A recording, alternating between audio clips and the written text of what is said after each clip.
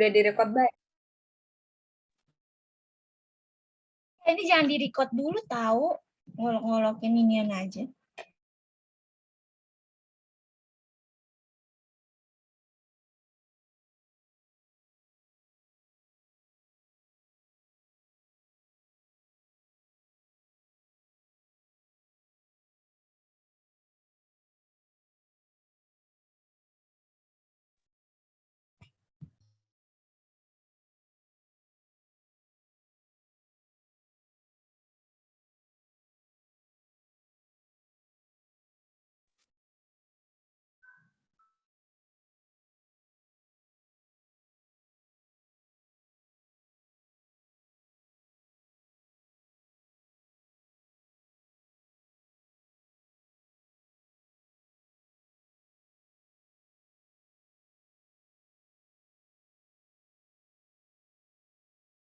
Baik,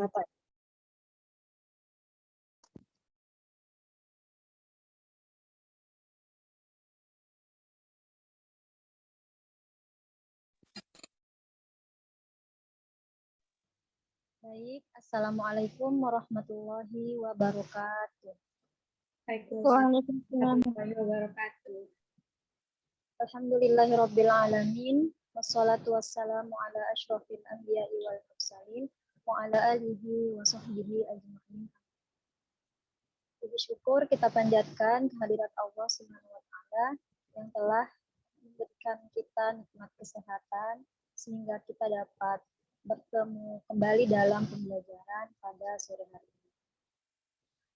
Baik, di sini kami dari kelompok 1 yang beranggotakan saya sendiri Ulum Nisa dan Sahriza Fadilah Hasibuan akan mempresentasikan makalah yang berjudul Pengertian dan Syarat Profesi Keguruan.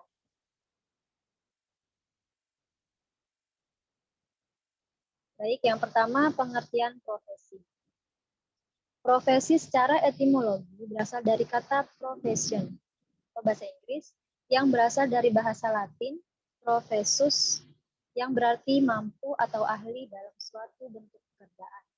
Profesi dapat diartikan sebagai suatu pekerjaan atau jabatan yang menuntut keahlian yang didapat melalui pendidikan dan latihan tertentu. Menurut persyaratan khusus memiliki tanggung jawab dan kode etik tertentu. Profesi adalah suatu pekerjaan atau jabatan yang menuntut keahlian tertentu. Artinya, suatu pekerjaan atau jabatan yang disebut profesi tidak dapat dipegang oleh sembarang orang, tetapi memerlukan prinsip melalui pendidikan dan pelatihan khusus. Nah, jadi profesi ini adalah suatu kegiatan atau pekerjaan atau jabatan yang ditekuni oleh seseorang yang harus memiliki keahlian di bidangnya masing-masing. Baik, materi kedua akan disampaikan oleh Sahriza. Kepada Sahriza dipersilakan. Baiklah, selanjutnya yaitu syarat-syarat profesi keguruan. Karena pekerjaan guru adalah pekerjaan profesional, maka untuk menjadi guru harus pula memenuhi persyaratan yang berat. Beberapa antara lainnya yaitu yang pertama harus memiliki bakat sebagai guru. Yang kedua harus memiliki keahlian sebagai guru, memiliki kepribadian yang baik dan terintegrasi. Yang ketiga memiliki mental yang sehat, berbadan sehat. Yang keempat memiliki pengalaman dan pengetahuan yang luas. Yang kelima guru adalah manusia berjiwa Pancasila. Dan guru adalah seorang warga negara yang baik.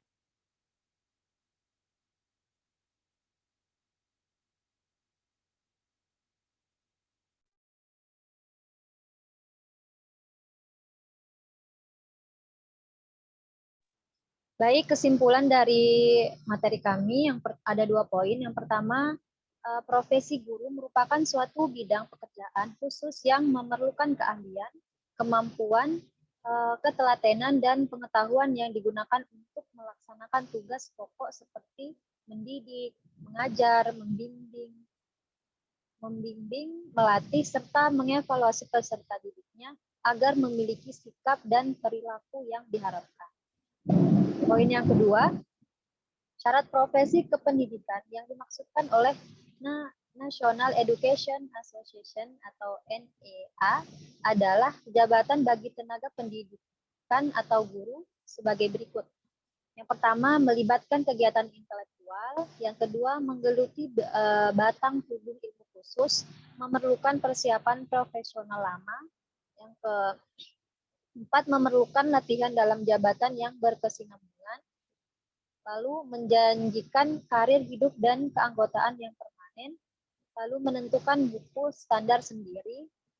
Yang terakhir adalah lebih mementingkan layanan di atas keuntungan pribadi. Lalu yang terakhir, jabatan yang mempunyai organisasi profesional yang kuat dan terjalin rapat. Nah, itulah tadi materi dari kelompok kami, yaitu pengertian profesi dan syarat-syarat profesi keguruan.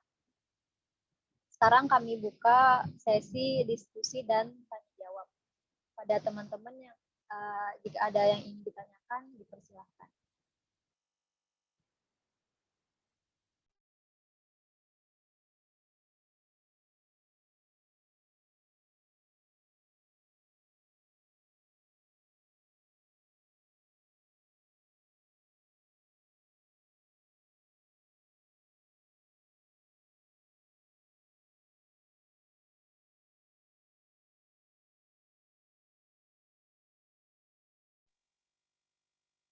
Baik, terima kasih kepada pemakala yang sudah mempresentasikan dengan baik. Materinya sebenarnya memang sangat sederhana ya dan clear karena memang kita masih di awal, masih dalam pembahasan tema awal dan tadi sudah dijelaskan terkait apa itu profesi, khususnya profesi guru dan kompetensi. Rasanya kalau mau bicara kompetensi nanti ada di sesi berikutnya ya.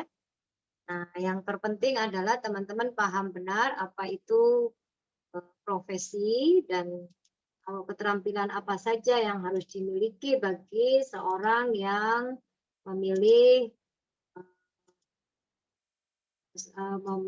suatu pekerjaan yang menjadikan dia yang kemudian itu dijadikan profesi bagi dirinya. Nah, ada sebenarnya yang poin penting yang bisa kita bahas hari ini terkait dengan profesi, khususnya profesi keguruan. Saya sambil kerja ini ya. Nah, untuk profesi guru, teman-teman, untuk saat ini sebenarnya ada tantangan yang harus diwaspadai dan harus diantisipasi atau bahasa sekarang adalah dimitigasi gitu ya, agar supaya nanti ke depannya guru ini tetap menjadi seorang yang profesional di bidangnya ya, meskipun banyak sekali tantangan-tantangan yang harus dihadapi, baik itu misalnya adanya perubahan kurikulum, kemudian kemampuan dalam manajemen dan seterusnya gitu ya. Tetapi yang terpenting adalah yang di depan mata kita yang sekarang perlu kita waspadai adanya tantangan, yaitu terkait dengan perkembangan ilmu pengetahuan dan teknologi. Ini kita tidak bisa mengelak ya. Untuk profesi guru sekarang ini yang paling berat adalah pertama adalah tantangan yang terberat, yaitu bagaimana si guru ini mampu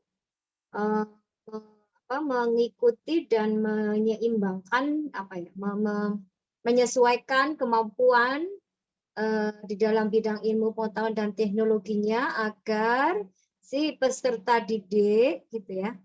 Nah, jadi dia harus menyesuaikan diri agar peserta didik pun juga bisa mendapatkan ilmu ataupun informasi dari gurunya dengan tepat, benar, dan menarik pastinya. Kalau gurunya tidak paham ataupun tidak menyadari akan pentingnya ilmu pengetahuan dan teknologi yang semakin cepat berubah ini, maka nanti yang dikhawatirkan adalah si peserta didik tidak akan mendapatkan apa-apa di sekolah. Makanya selalu saya bilang kalau mengajar itu dan pentingnya mengajar secara kontekstual. Kenapa? Karena dengan berkembangnya adanya era revolusi industri yang disebut dengan 4.0 lah, apalah 4.0, 5.0, 6.0, 7.0, mungkin nanti akan terus berkembang sampai 10.0 gitu ya.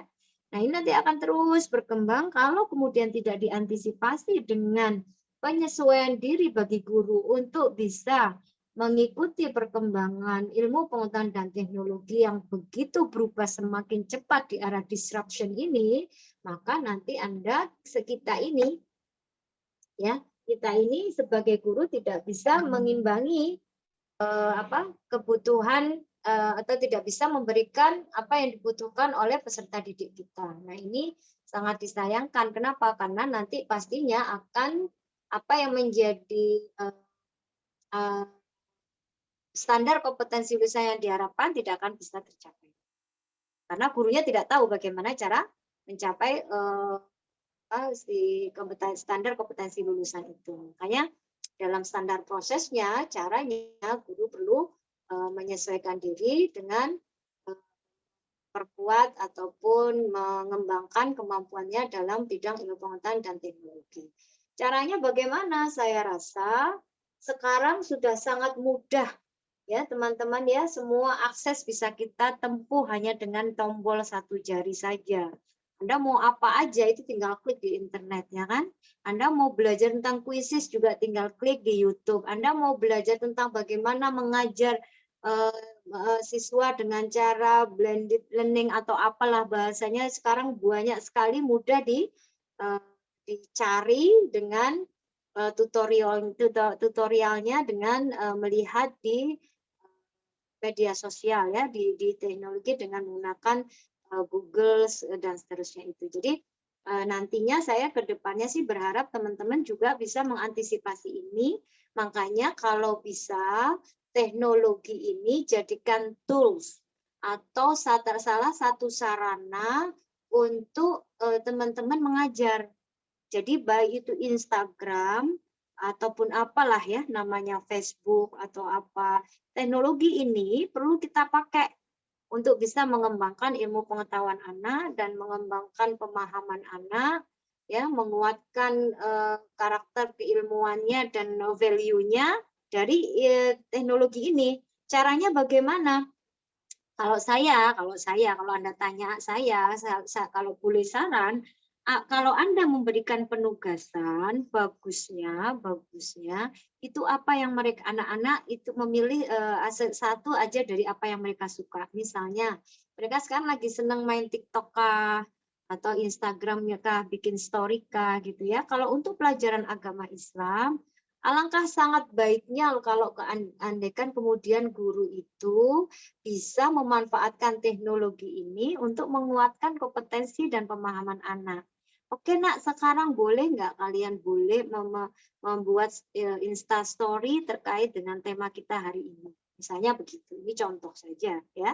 Jadi teknologi ini bisa kita jadikan media dan sarana untuk mempertajam dan memperkuat kompetensi pemahaman anak, baik di bidang keilmuan pengetahuan dan keterampilannya maupun penanaman sikapnya. Misalnya, oke, boleh nggak kita bikin quotes atau slogan, misalnya anti nyontek atau apalah ya terkait dengan kejujuran, apa boleh saja Anda pikirkan yang sekiranya nanti mau menarik buat anak dan membuat anak itu termotivasi mau belajar itu. Itu saya berharap itu di kesana. Jadi untuk menghadapi tantangan teknologi ini, alangkah baiknya kita juga gunakan teknologi itu kembali untuk penguatan kompetensi baik itu pemahaman, sikap maupun keterampilan si anak. Ini harapan saya. Karena ini juga bukan dari saya. Kita bicara terkait tantangan ini adalah sebuah penelitian bahwa di dalam menjadi guru profesional sekarang, yang dimana tugasnya adalah mendidik, mengajar, mengarahkan, melatih dan semuanya itu, ya kan, tetap akan harus menghadapi tantangan, yaitu salah satunya adalah teknologi, ilmu pengetahuan dan teknologi. Nanti bisa dibaca ini saya juga mengutip bukan kata-kata saya ya. Kunandar tulis bahwa ada 3 hal yang disampaikan tantangan untuk profesi guru. Yang pertama tadi ilmu pengetahuan dan teknologi, Yang kedua, ini bagus. Yang kedua adalah krisis moral. Ini sudah menjadi isu utama ya. Nah, tetapi dari pendapat Pak Kunandar ini yang mengatakan tantangannya ada 3 hal ini, saya ingin mengkaitkan dengan kurikulum Merdeka Belajar supaya Anda paham bahwa pemerintah ini sudah sangat berupaya untuk bisa memberikan dan menyajikan kurikulum yang sesuai dengan kebutuhan di masyarakat ataupun kebutuhan peserta didik yang ada di Indonesia. Apa itu kurikulum Merdeka Belajar? Saya kira saya sudah menyinggung minggu lalu. Tetapi yang terpenting dari krisis moral ini yang bisa kita ambil benang merahnya untuk bisa dijadikan media dan sarana memperkuat dan menjadi sebagai amunisi kita gitu ya. Salah satu cara kita untuk menghadapi tantangan yang kedua krisis moral ini adalah pemerintah memberikan salah satu tema atau profil pelajar Pancasila. Di dalam kurikulum Merdeka Belajar, pemerintah menyajikan profil pelajar Pancasila yang nantinya profil pelajar Pancasila ini bisa menjadikan satu kekuatan value yang ada pada diri si anak. Kalau dulu kita mengenal ada sikap beriman, bertakwa, karakter jujur, dan seterusnya ya, di dalam kurikulum 2013. Kalau kurikulum Merdeka Belajar, ini pemerintah memberikan sebuah opsi dan memberikan tawaran profil pelajar Pancasila. Yang pegang handphone, yang sekarang pakai laptop, boleh di-search, dicari apa itu profil pelajar Pancasila. Saya ingin membahas ini karena bagi saya rasanya ini selaras dengan tantangan yang sesungguhnya krisis moral tadi. Apa itu profil pelajar Pancasila? Jadi pemerintah ini memberikan tema-tema ataupun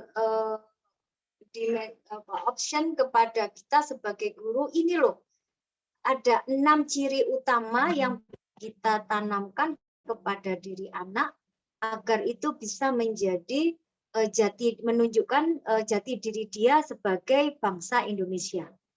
Apa itu 6 profil pelajar Pancasila? Yang pertama adalah beriman, bertakwa kepada Tuhan yang Maha Esa, gitu ya, dan berakhlak mulia.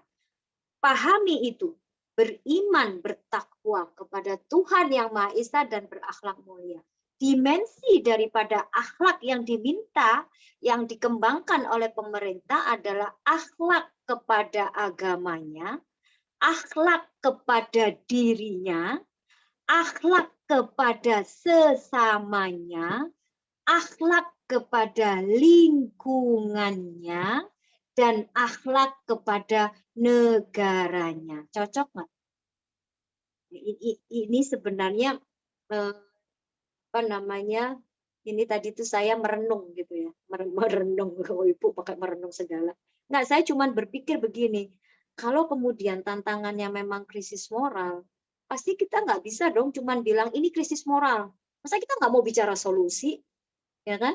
Kita ini sebagai generasi ke depan harus yang punya kontribusi lah, maksudnya bisa berkontribusi gitu ya. Bisa kompetitif tapi juga memberikan kontribusi, bisa memberikan solusi tapi tidak, jadi bisa menyelesaikan masalah tapi tidak menjadi masalah gitu ya. Kalau bisa jadi jadilah generasi yang penyelesai masalah tapi bukan pembuat masalah. Nah, saya berpikir bahwa kalau krisis moral pemerintah punya kurikulum 2013 punya profil pelajar Pancasila, kenapa enggak profil pelajar Pancasila ini saja yang harus kita kembangkan bersama-sama, ya enggak? Yang pertama tadi ya.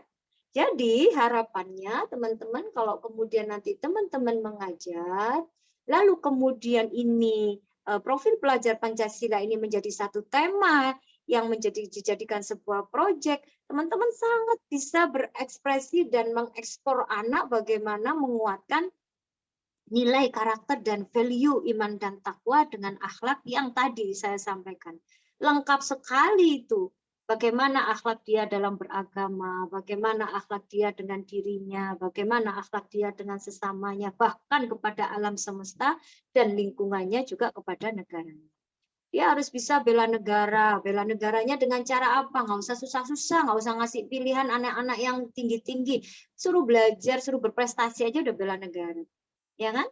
Mereka berprestasi, Bu, kalau dia bukan anak yang pandai, nggak usah dia banyak, ini selama dia tidak banyak berbuat keonaran, ya tadi saya bilang nggak bikin masalah tapi menyelesaikan masalah, itu sudah bela negara bagi saya seperti itu. Kalau anak-anak ya berbagi kebaikan udah satu bela negara, ya kan.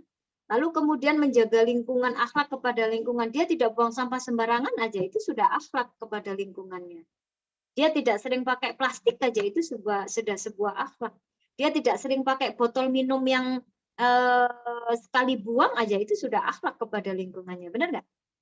Nah, biasakan anak pakai botol cuci yang dicuci ya. Saya nih selalu bawa kemana-mana botol minum diisi, itu akhlak kepada lingkungan, benar? Nah, itu kan harus dicontohkan sama gurunya. Akhlak kepada manusia sudah banyak contohnya. Akhlak kepada diri sendiri, minimal dia tidak menzolimi dirinya sendiri. Dengan naudzubillah min dzalik, jangan sampai pakai narkoba, jangan sampai pakai ya kan kayak gitu-gitu. Jadi ini bagus banget. Jadi itu yang pertama. Mudah-mudahan ini bisa apa namanya? Bukan ide ya, ini sebenarnya sudah ada, tapi apa yang saya sampaikan mudah-mudahan juga relevan dengan tadi ya, tantangan tadi terkait dengan krisis. Nah, yang kedua yaitu kebinekaan global. Nanti cari ya, boleh searching, boleh googling, boleh cari di website Kemendikbud, kebinekaan global. Selalu saya bilang bahwa teman-teman sampaikan kepada anak didik kita, negara kita dibangun atas keberagaman. Saya ulang berkali-kali. Jangan pernah lupa itu. Sampaikan kepada anak bahwa kita dibangun atas keberagaman. Jangan pernah dipaksa sama. Oke. Nah, elemen daripada kunci kebinekaan global ini adanya bagaimana si anak bisa menghargai. Ya kan? Bagaimana dia mampu berkomunikasi dengan baik dengan di atas perbedaan ya interkultural atau yang berbeda-beda culture yang berbeda-beda ini, bagaimana dia mampu berkomunikasi, menghargai apa yang ada di dalam perbedaan itu, bisa berinteraksi. Itu poin pentingnya di situ. Jangan sampai kemudian dia menganggap rendah, ya kan? Jangan sampai kemudian dia meninggalkan budayanya. Jangan sampai kemudian dia beragama Islam saking khusyuknya dengan keislamannya menganggap kemudian budaya yang ada ini menjadi suatu yang musyrikah, kafirkah. Saya tidak suka itu. Dan jangan tidak setuju itu. Rasulullah pun juga tidak mengajarkan itu. Para wali andekan, para wali songo itu tidak melakukan akulturasi budaya, mungkin kita sekarang belum berislam seperti sekarang. Ya kan? Sekarang zaman teknologi, Anda mau akses agama, kitab apa aja bisa. Zaman dulu mana ada. Zaman para wali songo, ya kan?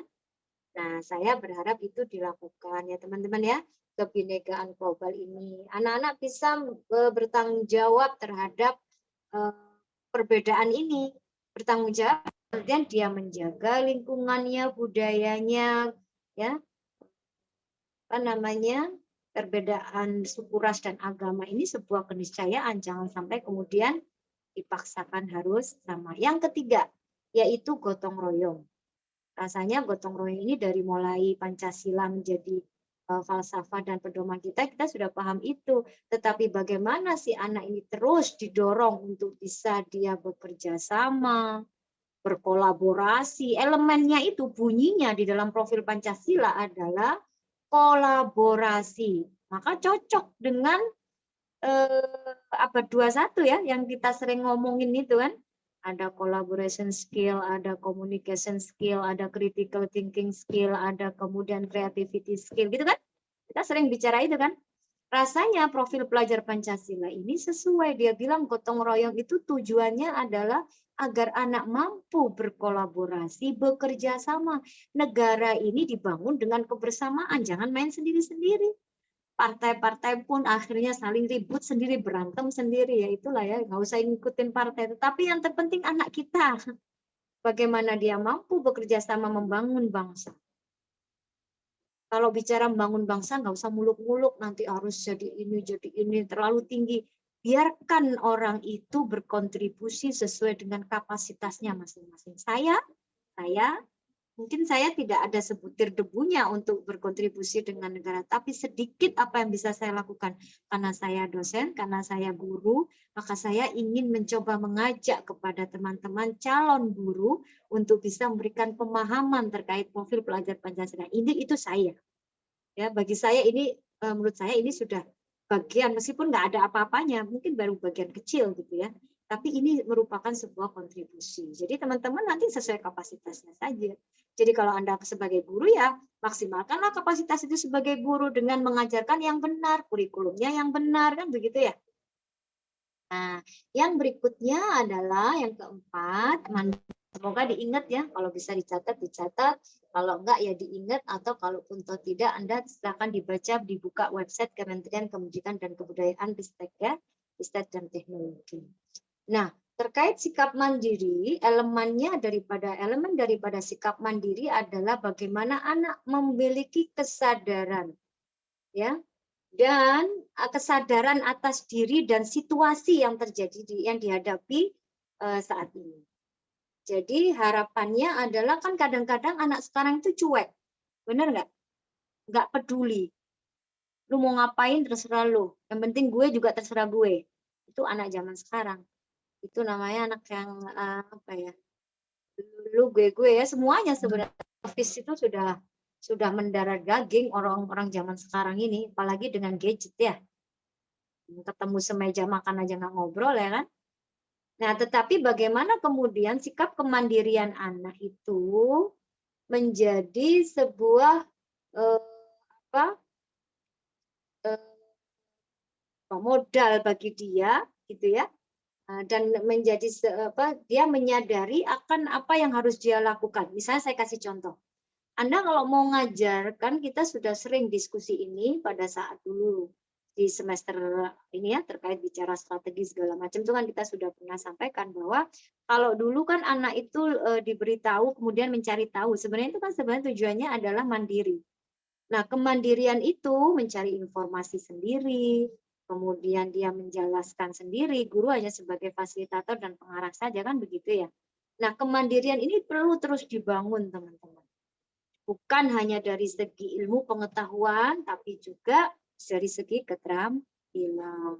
Jadi teman-teman jangan ngasih melulu, jangan bahasa Jawanya itu juju gitu ya. Kalau orang Jawa bilang tuh ngasih aja.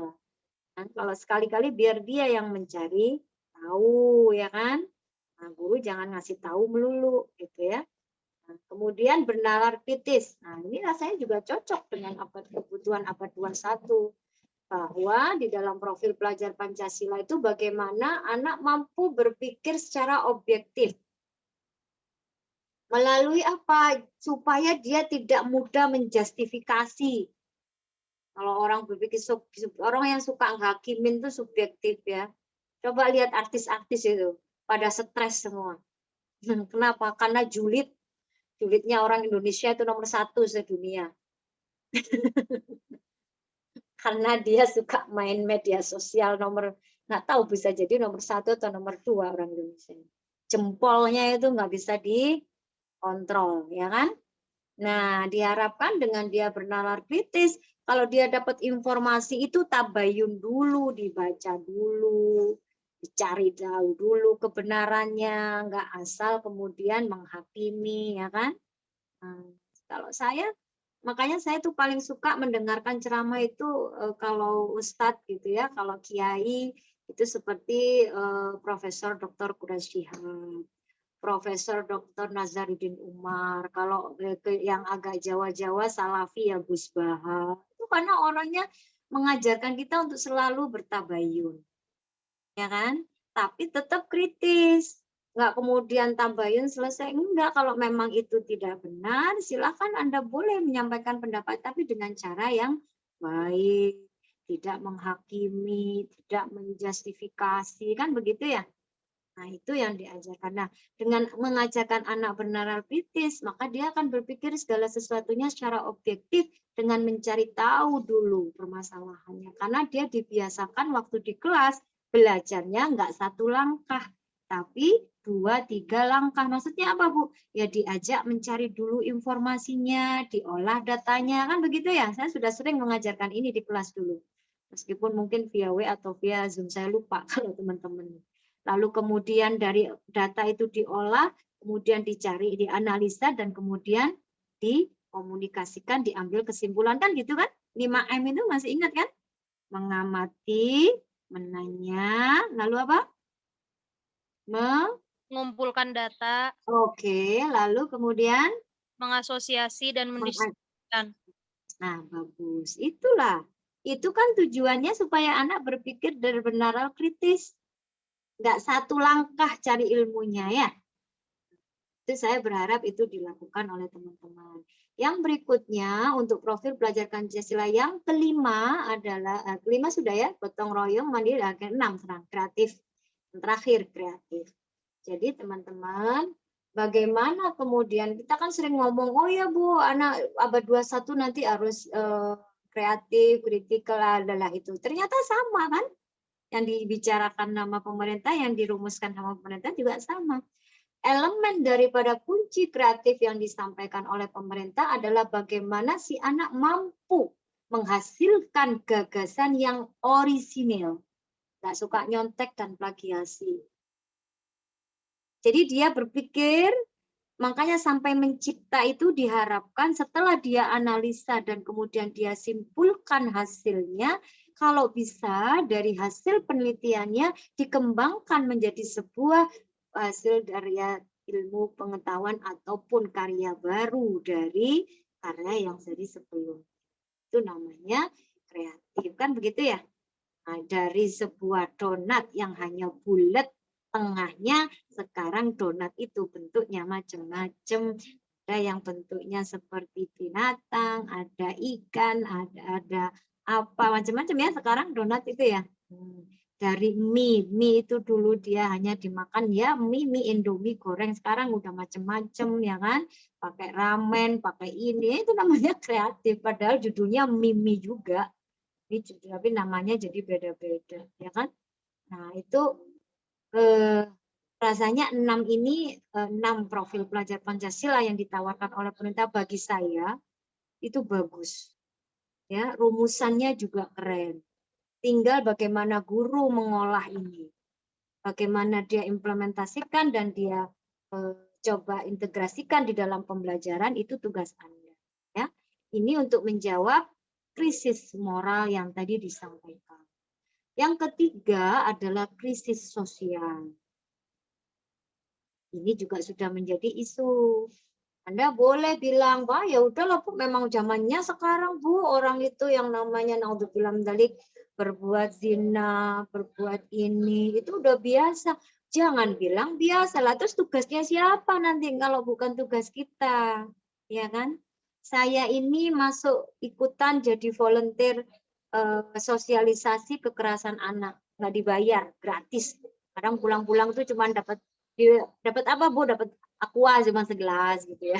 Benar-benar nggak dibayar sama sekolahnya gitu, katanya ada sampai segini. Oh ya meskipun nggak dibayar kasih kayak kue kan, nggak bercanda. Bukan, tapi bukan itu sebenarnya. Maksudnya apa? Saya mau sampai datang sampai ke ujung-ujung, benar-benar ya. Kadang-kadang itu sampai 20 kilo saya naik motor itu. Berapa kali ya saya? Ada 4 sampai 5. Masih diminta, tapi karena sudah ngajar saya nggak bisa, waktunya nggak ada. Saya cuma ingin menyampaikan kepada mereka, remaja, nah sekarang ini memang banyak sekali kekerasan. Bentar ya, saya jawab WA.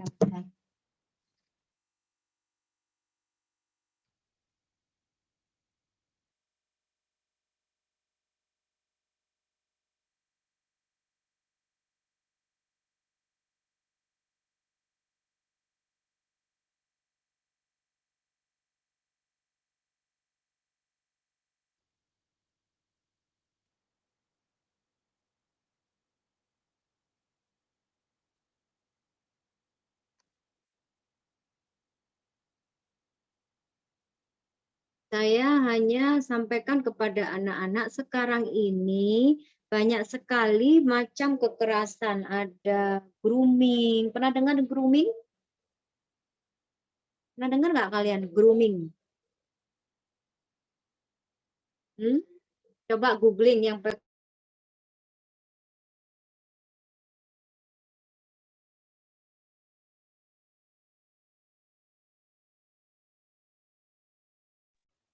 Ibu, salah satu modus pelecehan seksual, Bu. Oke, gimana? Ya modus pelecehan seksual seperti apa kan harus clear, jelas.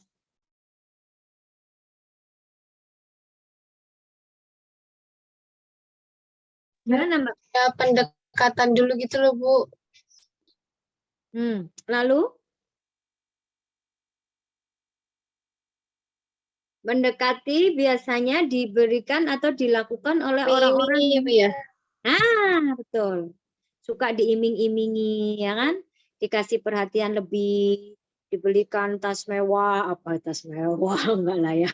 Misalnya diberikan kebutuhan apa yang dia suka, itu. Makanya sekarang naudzubillah min dzalik banyak kan para pemuka agama, ya bukan pemuka agama ya, enggak bisa dibilang pemuka agama, yang ngerti agama, dalam tanda kutip ustadz gitu ya. Nah, yang melakukan naudzubillah min dzalik ya. Tapi sebenarnya bukan di agama Islam aja, di agama lain juga banyak. Cuman hanya saja mungkin tidak terekspos gitu ya. Nah ini teman-teman, saya berharap ini juga disosialisasikan lah ya. Bagaimana cara mencegahnya dengan cara mengajarkan anak itu untuk mengatakan tidak, apalah banyak itu bisa diakses kok di internet informasinya. Tetapi yang terpenting yang perlu dipahamkan kepada anak didik Anda terkait krisis sosial ini adalah pahamkan bahwa Islam itu bagaimana. Islam itu kenapa sih nak di Islam itu kalau kemudian anak laki perempuan nggak boleh sekamar meskipun sudah bersaudara, meskipun dia bersaudara kalau sudah balik kan begitu ya, tidurnya nggak boleh sekamar kan begitu ya. Apa saja yang boleh dilihat kalau sudah balik, yang boleh dilihat oleh orang lain hanya ini dan ini, muka dan telapak tangan bagi perempuan, gitu kan? Kemudian laki-laki apa, dari mulai mana sampai mana, itu dikuatkan itu. Kalau enggak nanti dia akan terbawa yang tadi. Ya. Karena kalau kita bicara krisis sosial itu bukan cuma kriminal, tapi termasuk ya kekerasan, ya LGBT, ya dan yang itu ya. Dan teman-temannya itu, ya kan? Nah, itu kan antisipasinya harus dilakukan sejak dini, termasuk di sekolah. Nah, ini 3 hal ini atau 3 tantangan ini, yaitu perkembangan ilmu pengetahuan teknologi, krisis moral, krisis sosial, itu bisa diantisipasi dan bisa dilakukan pembenahan dengan cara apa? Pertama, yang harus kita lakukan adalah kita membangun masyarakat yang melek teknologi. Bukan hanya kita loh, sebagai guru, termasuk masyarakatnya, termasuk anak-anaknya. Kalau tadi kita sebagai guru sudah kita lakukan kepada anak didik kita, nah bagaimana dengan masyarakat? Apakah kita punya kontribusi? Punya. Kalau Anda mau share, kalau Anda mau punya blog, Anda mau punya Instagram, apa itu Facebook, apa itu Twitter, apa itu apa saja media sosial, maka yang harus kita tayangkan adalah hal yang bisa memotivasi kepada orang lain ataupun masyarakat untuk banyak berbuat kebaikan pastinya, ya kan? Minimal kalau nggak bisa kita berkontribusi seperti itu, minimal kita kata-kata yang baik aja itu sudah lebih dari cukup menurut saya. Ya. Kemudian yang kedua, kita harus mengajak masyarakat ini terbuka di dalam menerima segala perbedaan termasuk budaya. Nah, jangan lalu kemudian kita menganggap budaya ini ya sudahlah Bu, memang nggak bisa dicegah, K-pop dan lain sebagainya saya juga suka gitu ya. Bukan begitu caranya. Memang kita tidak bisa menghindari budaya ini, tapi kan kita bisa memberikan batasan. Nah, batasan itulah yang penting kita kasih kepada anak-anak, termasuk kita sendiri. Ya kan, kadang-kadang anak teman-teman masih muda pastilah senang sama Korea-Korea itu ya. K-pop itu. Bentar ya, Mbak ya.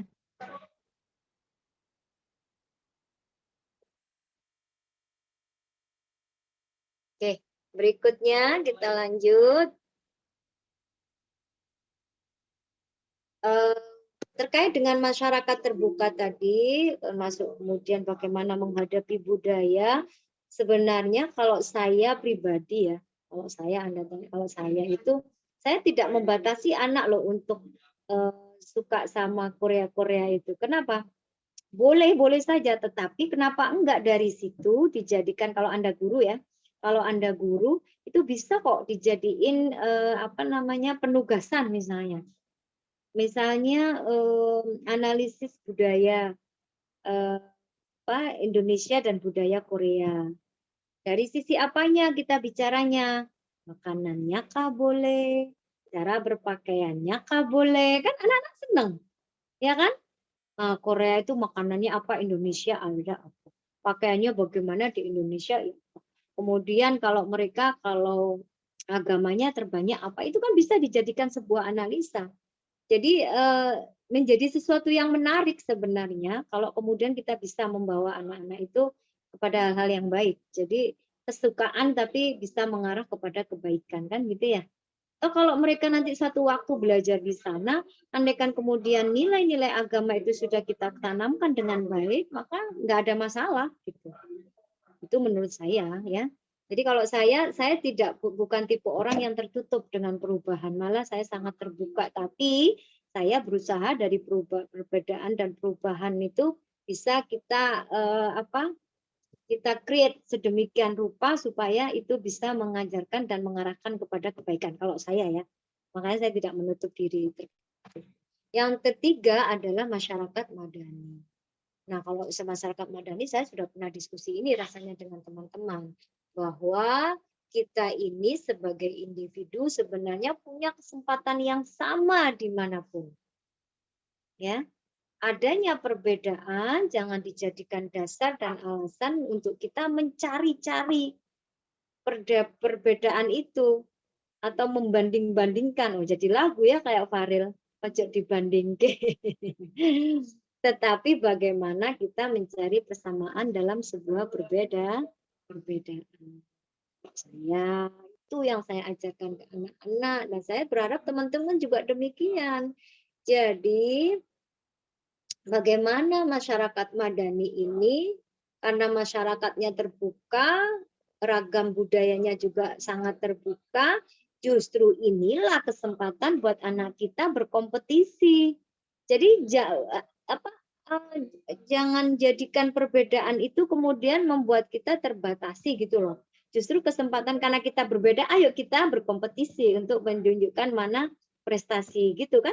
Nah, jadi mau negara daerah mana, orang mana, punya ini apa, nggak ada masalah. Yang penting kan semuanya bisa berkompetisi dengan dan kemampuannya masing-masing, sehingga negara kita ini, kenapa negara kita ini sekarang mulai dilirik dan dilihat oleh negara-negara lain, karena kita mau unjuk gigi, kita mau menunjukkan kepada mereka bahwa kita bisa kok, ya kan? Meskipun dulu kita diinjak-injak gitu ya, tapi kita sekarang alhamdulillah kalau kita mau, kita berani, kita bisa kok. Nah, itulah yang harus kita bangun. Jangan suka mencari, lagi-lagi saya bilang jangan bikin generasi yang sampaikan kepada anak-anak, jadilah generasi yang menyelesaikan masalah, bukan membuat masalah. Kan gitu ya?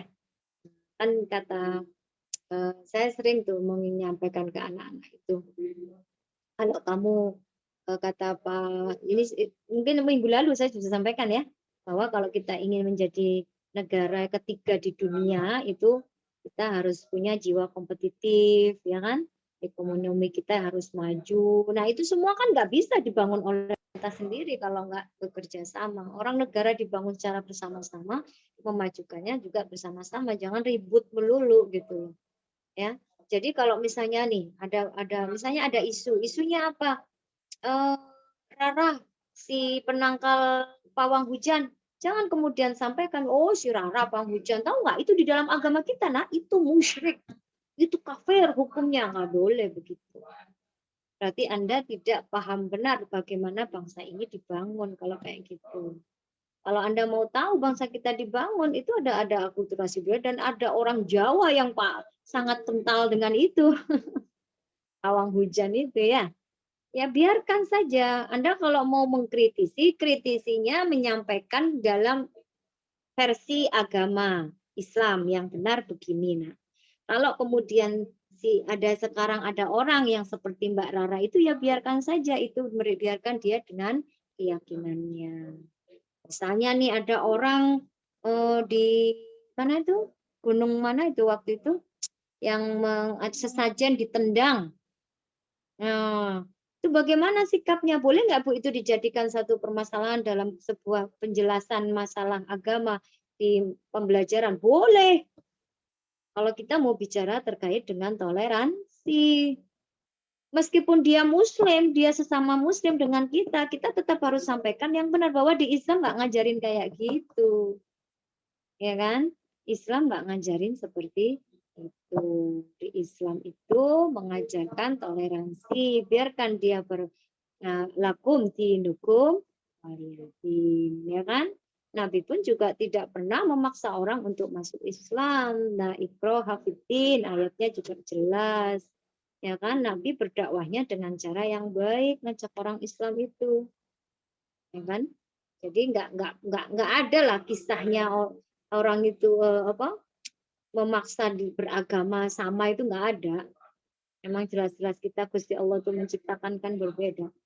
Saya gemes kalau ada orang yang suka merasa tahu benar agama tapi sebenarnya dia nggak paham agama gitu. Bukan nggak paham agama sih, salah di dalam bukan salah ya, terlalu ekstrim menjalankan agamanya sehingga dia lupa bagaimana hidup bersama dengan perbedaan. Padahal Nabi sendiri mengatakan ikhtilafu ummati rahmatun ya. Nah, perbedaan dalam umatku adalah rahmat gitu. Kenapa kemudian beberapa ustadz dalam tanda kutip mengajarkan ekstremisme dalam beragama yang berlebihan sehingga kemudian yang nggak milih ini kafir, yang milih ini muslim, yang kalau kamu begini ini berarti kamu sudah ini. Emang surga yang dikapling-kapling? Nggak ada surga. Emang yang menentukan surga kita? Nggak ada. Yang menentukan surga ya Gusti Allah. Ngapain harus kita kapling-kapling ya? Bisa aja atas takdir dan kuasanya Gusti Allah boleh jadi ya, ini boleh jadi, terserah Gusti Allah kan. Andaikan kemudian Gusti Allah akan menjadikan semua masuk surga, mungkin nggak? Ya mungkin aja, orang semuanya hanya Allah ya kan.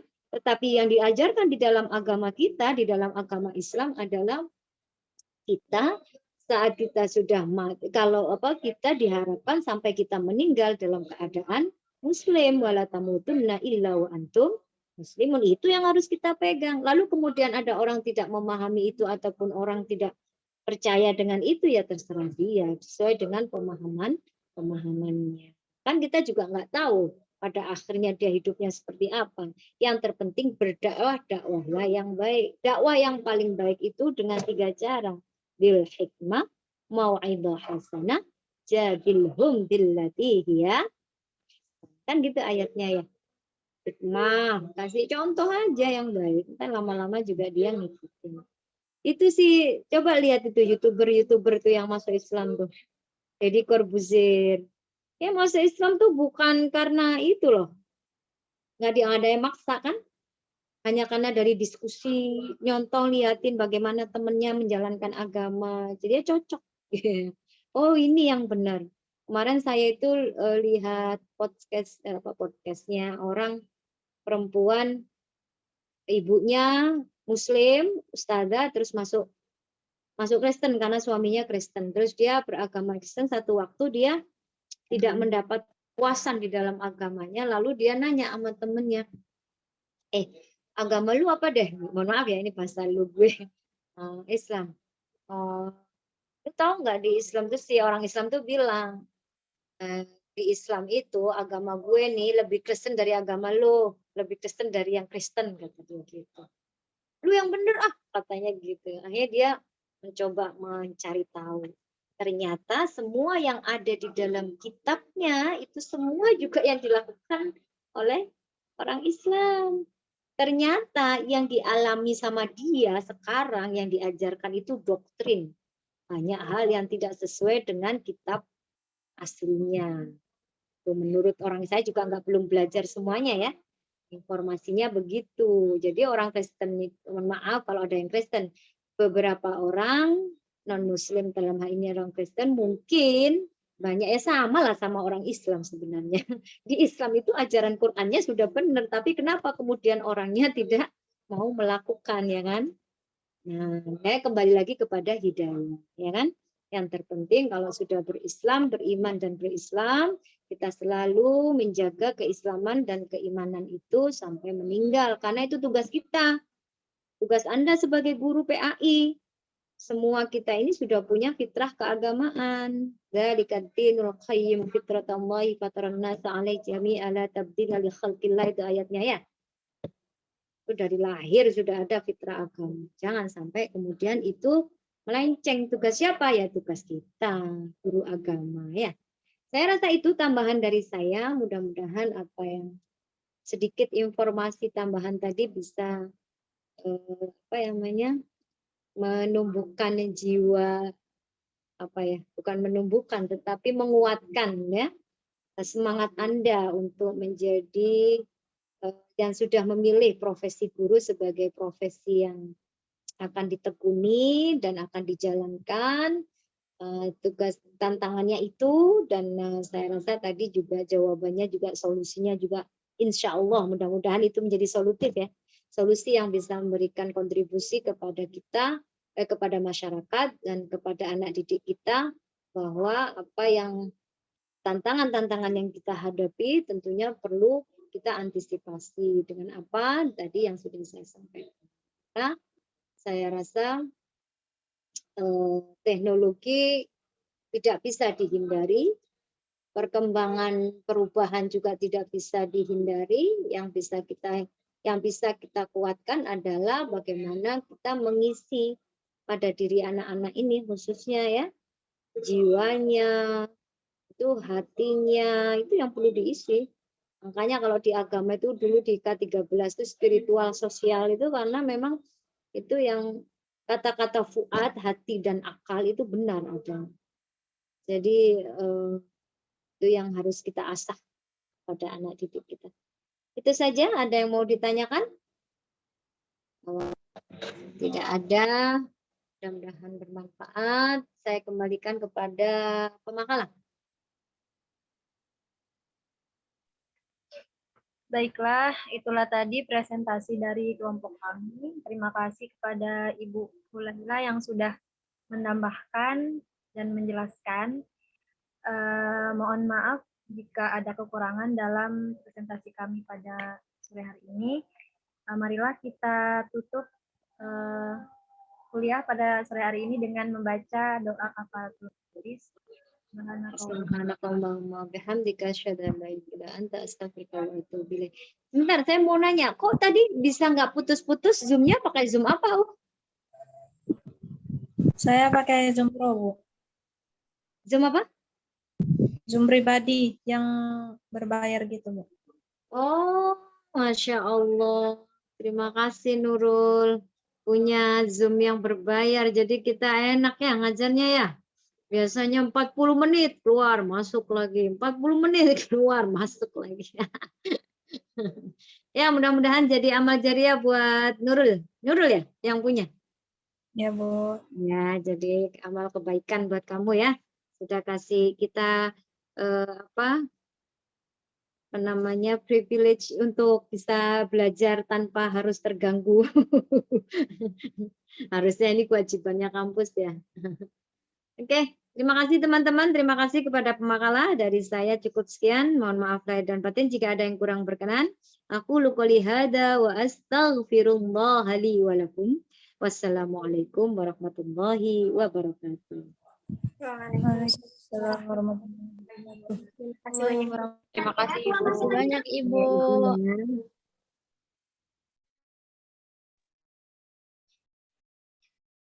Terima kasih banyak Kak